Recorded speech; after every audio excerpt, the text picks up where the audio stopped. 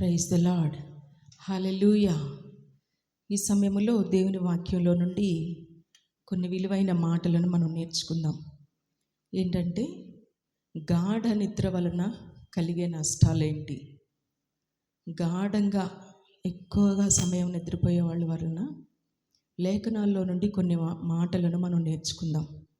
లేఖనాల్లో జ్ఞాని అయిన సొలొమోను గారు గాఢ నిద్రను గురించి చాలా విలువైన మాటలు సామెతల గ్రంథంలోనే రాస్తూ వస్తున్నారు. అవి ఏంటంటే, సామెతల గ్రంథం 19వ అధ్యాయం 15వ వాక్యంలో ఇలాగ రాయబడుతుంది: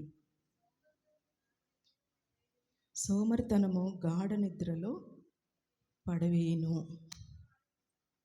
సోమరివాడు పస్తు పడ్డాడంట. సోమరితనము గాఢ నిద్రలో పడవేస్తుంది. అంతేకాదు, పస్తు కూడా పడి ఉంటాడు. ఎందుకంటే పని చేసుకోడు కాబట్టి పస్తు పడి ఉంటాడని లేఖనం రాయబడుతుంది. కనుక దేవుని వాక్యంలో మరి జ్ఞాని అయినటువంటి సొలొమోను గారు రాసిన విషయాలు లేఖనాల ఆధారంగా మనం చూస్తే ఎంత సత్యమో మనకు కనబడుతుంది. ఇంకా కొన్ని చాలా విషయాలు ఇక్కడ ఉన్నాయి, మనం చదువుతాము. గాఢ నిద్ర వలన, సోమరితనం వలన, మరి గాఢ నిద్ర పోయిన వారి వలన మరి అబ్రహాం గారిని మనం చూస్తాం, అలాగే యోనా గారిని మనం చూస్తాం. ఆ విషయాలు కూడా మనం ధ్యానం చేసుకుందాం. 12వ అధ్యాయం 27వ వాక్యంలో కూడా ఇలా రాయబడుతుంది. సామెతల గ్రంథం 12వ అధ్యాయము 27వ వాక్యం: సోమరి వేటాడినను పట్టుకొనడు, చురుకుగా నుండుట గొప్ప భాగ్యం. సోమరి వేటాడుతాడు కానీ సోమరిగాడు కాబట్టి ఎంత వేటాడినా ఏం దొరకదట. అందుకని చురుకుగా ఉండాలి. సోమరితనంగా ఉంటే మీరు ఏది పొందుకోలేరు ఈ లోకంలో అని చాలా పాఠాలు మనకు నేర్పిస్తున్నారు. అంతేకాదు 13వ అధ్యాయము 4వ వచనంలో ఇలాగ రాయబడుతుంది: సోమరి ఆశపడతాడు కానీ వాని ప్రాణాన్ని ఆశపడతాడు కానీ ఈయన సోమరితనంగా ఉంటాడు, పని చేయడు, కాబట్టి వానికి ఏమి కూడా దొరకదని రాయబడుతుంది. శ్రద్ధ గల వారి ప్రాణము పుష్టిగా ఉంటుంది. హల్లెలూయా. 15వ అధ్యాయము 19వ వచనంలో సోమరి మార్గము ముళ్ళ కంచె, యథార్థవంతుల రాజమార్గంగా ఉంటుంది. అయితే ఇక్కడ 20వ అధ్యాయం 4వ వచనంలో కూడా మనం చూస్తే సోమరు వాని చేను కూడా మనకు కనపడుతుంది. సోమరు వాని చేనట విత్తే కాలంలో దున్నడు. సోమరి దున్నడు,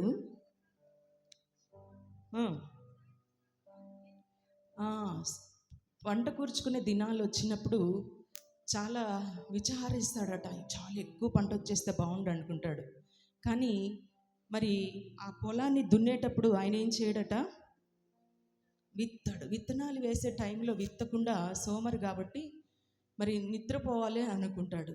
వేస్ట్గా సమయాన్ని వ్యర్థం చేస్తాడు కాబట్టి వానికి ఏమీ పంట దొరకరు. అందుకని సోమరి వాని చేను ఎలా ఉందంట చూద్దాం. 24వ అధ్యాయంలో ఇలాగ కొన్ని మాటలు రాయబడుతున్నాయి. సోమరి వాని చేను 24వ అధ్యాయము 30వ వచనంలో మనం చూస్తే, సోమరి వాని చేను నేను దాటి రాగా, తెలివిలేని వాని ద్రాక్ష తోట నేను దాటి రాగా, ఇదిగో దాని ఎందంతటా ముండ్ల తుప్పలను బలిసి ఉండెను, దూలగొండ్లు దాని కప్పి ఉండెను, దాని రాతి కూడా నేను దాన్ని చూచి యోచన చేసుకుంటుని దాన్ని కనిపెట్టి బుద్ధి తెచ్చుకున్నాడు. ఈ దేవుని మాటలు వింటున్నప్పుడల్లా మనం జ్ఞానం తెచ్చుకోవాలి. దేవుడు అనుగ్రహించే బుద్ధిని కూడా మనము నేర్చుకోవాలి. గాఢ నిద్రలో పడుకునేవాడట ఇంకా కొంచెము నిద్రపోదాము, ఇంకా కొంచెము కొనుక్కుదాము అనుకుంటాడంట. ఇంకా కొంచెం సేపు చేతులు ముడుచుకొని నేను పడుకుంటాను అనుకుంటాడంట. వాటి వలన ఏం కలుగుతుంది? వీటి వలన నీకు దరిద్రత పరిగెత్తుకుని వస్తుందట. నిజంగా ఈ పాఠాలన్నీ ఎందుకంటే ఎక్కువ సమయం నిద్రపోయే వాళ్ళ కొరకు. చాలామంది 9 అయినా 10 అయినా లేవకుండా ఉంటారు కదా, మరి వారి కొరకే ఈ పాఠాలన్నీ కదా. ఇంకేమొస్తుందట? ఆయుధస్తుడు వచ్చినట్లు లేమి వారి వద్దకు వస్తుంది. కొరత కలిగి ఉంటారు. శ్రద్ధగా పని చేస్తే వారు చక్కగా సమయానికి ఆహారం భుజించగలుగుతారు. కాబట్టి మరి అశ్రద్ధగా సోమరితనంగా ఉంటున్నారు కనుక వీళ్ళకి ఏం దొరకదు? ఆహారం సమయానికి దొరకదు. అందుకనే సోమరివాడు పస్తు పడి ఉంటాడని లేఖనం రాయబడుతుంది. అందుకని బలము లేని చిన్న జీవుల దగ్గరికి వెళ్ళి మీరు గొప్ప పాఠాన్ని నేర్చుకోవాలి అని చెప్తూ 6వ అధ్యాయంలో సోమరి వాళ్ళ గురించి రాస్తూ, చీమల యొద్దకు వెళ్ళండి, వాటి నడతను కనిపెట్టండి. వాటికి న్యాయాధిపతి లేరు, పై విచారణకర్త కూడా లేడు. ఒక చిన్న బియ్యం గింజను మోయాలంటే 2-3 చీమలు మోసుకొని వెళ్తాయి. అయితే అవి ఆహారం దొరికే వేసవి కాలంలో చక్కగా ఆహారాన్ని సమకూర్చుకుంటాయి. అలాగే మనం కూడా కోతకాలంలో ధాన్యాన్ని కూర్చుకున్నట్లుగా ఇప్పుడు దేవుని వాక్యం అనే ఆహారం, వాక్యము మనకి ఆత్మీయ ఆహారం కనుక వాక్యం దొరుకుతున్న సమయంలో సమృద్ధి అయిన ఆహారాన్ని మనము సమకూర్చుకోవాలి. ఎంతగా అంటే యూట్యూబ్ ద్వారా ఛానల్స్లో ఏ మాటను మనం నేర్చుకోవాలని ఉన్నా ఆ మాటను గురించినటువంటి టాపిక్లు మనకు దొరుకుతున్నాయి కదా. మరి ప్రతి విషయంలో కూడా దేవుని మాట అందుబాటుగా ఉన్న దినాల్లోనే మరి ఆహారాన్ని సమకూర్చుకోవాలి. ఆమోసు గారు చెప్తున్నారు, ఆహారము దొరకని కరువు కాదు, కానీ వాక్యము దొరకని కరువు దినాలు రాబోతున్నాయి. వాటి నిమిత్తమై మీరు ఇప్పుడు వాక్యం అనే ఆహారం సమృద్ధిగా దొరుకుతున్నప్పుడు మనము ఆహారాన్ని సమృద్ధిగా పొందుకోవాలట. హల్లెలూయా. అలాగే అబ్రహాము గారు గాఢ నిద్రపోయాడంట. ఎప్పుడు?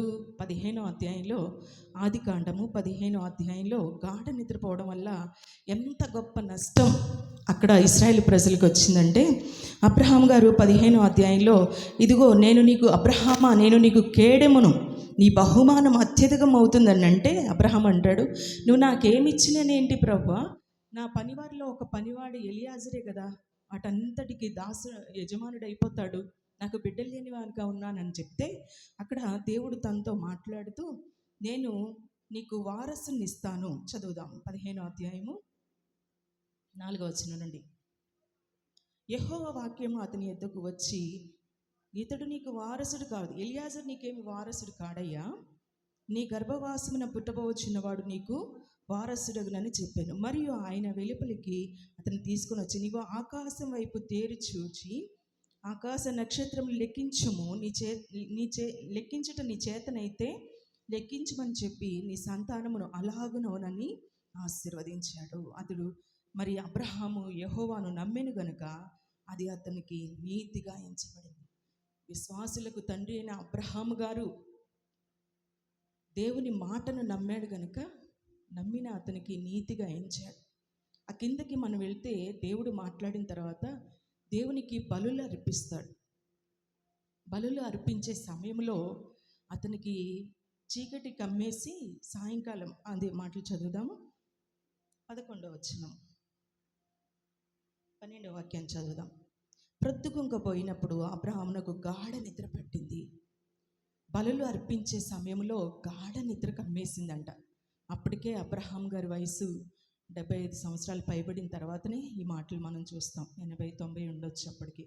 వారసులు పుట్టే వరకు 100 సంవత్సరాల ఏజ్ కనుక అప్పటికి అతనికి గాఢ నిద్ర కలిగినప్పుడు భయంకరమైన కటిక చీకటి అతని కమ్మగా, నీ సంతతి వారు తమది కానీ నివసించి ఆ దేశము వారికి దాసులవుతారు.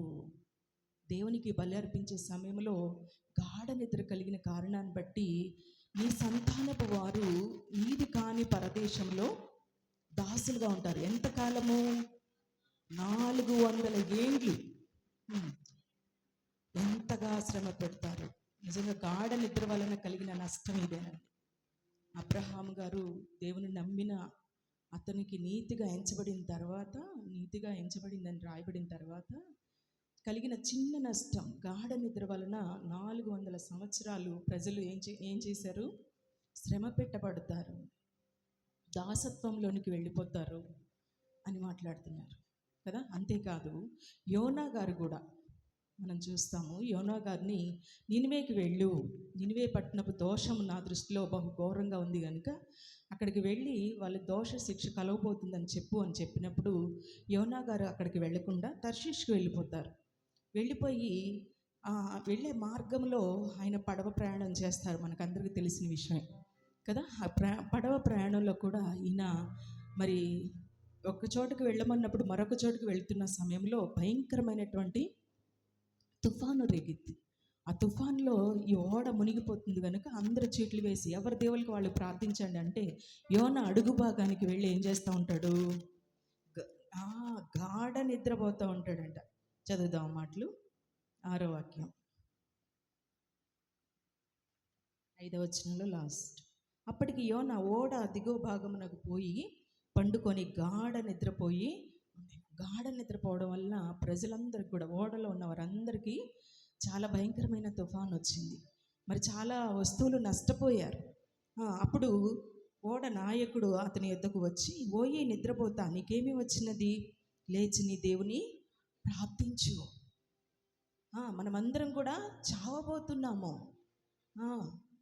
నీ దేవుడు ఎవరో, నీ దేవుడు కనికరిస్తాడేమో అని చెప్పినప్పుడు వెంటనే నిజంగా ఆ చీటి యోనా మీదకే రావడం, యోనా కూడా ఒప్పుకోవడం జరిగింది. నన్ను దేవుడు పలానా చోటుకు వెళ్ళమంటే నేను దేవుని మాటకు వినకుండా ఇక్కడ నేను గాఢ నిద్రపోతున్నాను, దానివల్లనే ఈ నష్టం మీకు అందరికీ కలిగిందని ఒప్పుకున్న తర్వాత మరి యోనా మరలా పడవేయబడడం, చేప కడుపులో, మత్స్యం కడుపులో ఉండి దేవునికి ప్రార్థన చేయడం, ప్రార్థన ఆలకించి అద్భుతాలను చేసి ఆ నినివే పట్టణం అంతటినీ కాపాడబడటానికి దేవుడు కృప చూపుతూ వచ్చారు. అంతేకాదు భయంకరమైన గాఢ నిద్ర వలన మరి మత్తయి సువార్తలో 25వ అధ్యాయంలో 10 మంది కన్యకలు మనం చూస్తాం. వారిలో 10 మంది కూడా నిద్రపోతారు. 5గురు బుద్ధి గలవారు, 5గురు బుద్ధి లేనివారు. 10 మంది కూడా నిద్రిస్తారు. అయితే అందరూ కునికి నిద్రిస్తూ ఉన్న సమయంలో అర్ధరాత్రి వేళ ఇదిగో పెండ్లి కుమారుడు ఎదుర్కొనరండి అనే ఒక పెద్ద కేక వినబడింది. తమ దివిటీలు చక్కపరిచారు, కానీ బుద్ధి లేని ఆ కన్యకలు, ఇక్కడ మనం చూస్తాము, వారి ఇంకా నిద్రపోయి టైం ఎక్కువ అవడం వల్ల వీళ్ళ దగ్గర ఉన్నటువంటి సిద్ధులలో నూనె అయిపోయింది. 5గురిలో మాత్రమే తమ బుడ్డలలో నూనె గాక ఇంకా సిద్ధులలో నూనె కలిగి ఉన్నారు. అందుకని అక్కడ వాక్యంలో రాయబడుతుంది, మెళుకుగా ఉండి ప్రార్థన చేయాలి. ప్రభు వచ్చారు, 5గురు సిద్ధపడి ఉన్నవారే వెళ్ళిపోయారు. ఆ కింద భాగంలో కూడా మనం చూస్తే తలాంతుల గురించి మరొక ఉపమానం చెప్తారు. ఒకరికి 5 తలాంతులు ఇచ్చారు, మరొకరికి 2 తలాంతులు ఇచ్చారు, మరొకరికి 1 తలాంతే ఇచ్చారు. ఆ తలాంతుల్ని మరి ఇచ్చిన యజమాని వెళ్ళిపోయారు. మరలా తిరిగి వచ్చేసరికి 5 ఇచ్చినవాడు, ఇదిగో అయ్యా, మరి నీవు ఇచ్చినటువంటి 5 తలాంతులకి 5తో పనిచేసి మరలా ఇంకా 5 సంపాదించాను అని చెప్పినప్పుడు, ఫలా నమ్మకమైన మంచి దాసుడా అని ప్రేమించి నీ కొరకు ఏర్పరిచిన స్థలంలోనికి నీవు వెళ్ళు అని చెప్పారు. 2 ఇచ్చిన వారికి 2 సంపాదించారు. అలాగే 1 తీసుకున్న వారి గురించి మనం ఈ పాఠం నేర్చుకుంటాం. యేసు ప్రభు వారే పిలుస్తున్నారు, సోమరివైన చెడ్డదాసుడా. ఈ మాటలు మనకు అందరికీ బాగా తెలుసు. అక్కడ అంటున్నాడు, సోమరివైన చెడ్డదాసుడా, నేను విత్తిన దానిని కోయువాడను. ఆయన అంటాడు, 1 తీసుకున్నవాడు తీసుకున్నది కూడా కాక, అయ్యా నీవు విత్తని చోట కోయువాడును, చల్లని చోట పంట కూర్చుకోను వాడనైనా కఠినపడేవాడిని నేను ఎరుగుదును గనుక నేను భయపడి వెళ్ళి నీ తలాంతును భూమిలో దాచిపెట్టాను అంటున్నాడు కదా. దేవుడు మనకిచ్చిన చిన్న జీవితంలో మనకిచ్చినటువంటి తలాంతులు, దేవుడు మనకు అనుగ్రహించిన కృపను, ప్రార్థించే భాగ్యాన్ని నువ్వు మూసిపెట్టేసుకుంటున్నావా? భూమిలో దాచిపెట్టేస్తున్నావా? వ్యర్థంగా సమయాన్ని పోగొట్టుకుంటున్నావా? అందుకే జ్ఞాని అయిన సొలొమోను చిన్న చీమల దగ్గరికి వెళ్ళి జ్ఞానాన్ని నేర్చుకోండి, జ్ఞానం కలిగి మీకు ఇచ్చినటువంటి దినాల్ని మెలకువగా ఉండి జీవించాలి అని. అందుకని ఇతన్ని పిలుస్తున్నాడు, సోమరివైన. చదువుదాం ఆ మాటలు. 26వ వచనం.